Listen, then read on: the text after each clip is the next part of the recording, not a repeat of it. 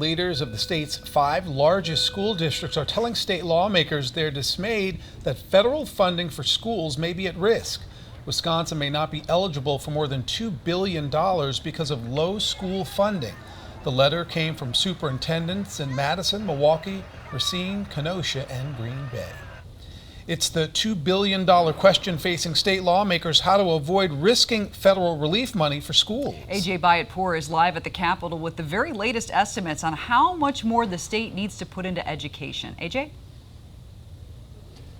Yeah, the day began here with those superintendents from the 5 biggest school districts sending lawmakers that joint letter expressing frustration that this federal relief money is currently in jeopardy. Later on in the day, we got a clearer picture of what hurdles the state has to clear. According to a memo from the Legislative Fiscal Bureau, Wisconsin needs to commit another $433 million over the next 2 years.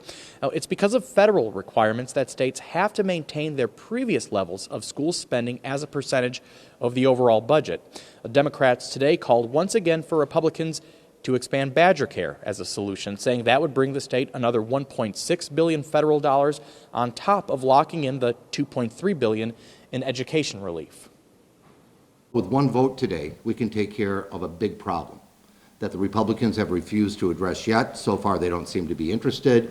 They seem to think it'll just all work out in the end. But unless they do something like this, it's not going to work out in the end.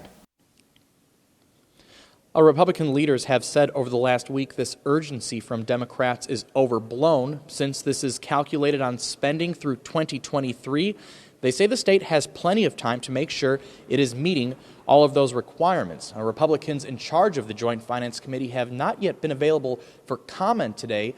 That committee that writes the budget is finalizing its plans to replace Governor Evers' proposals for funding the Department of Health Services and broadband expansion. We expect to hear from those chairs of Joint Finance soon, but they've been in meetings all day because that meeting was supposed to start at 1, and now we're told it'll start at 7.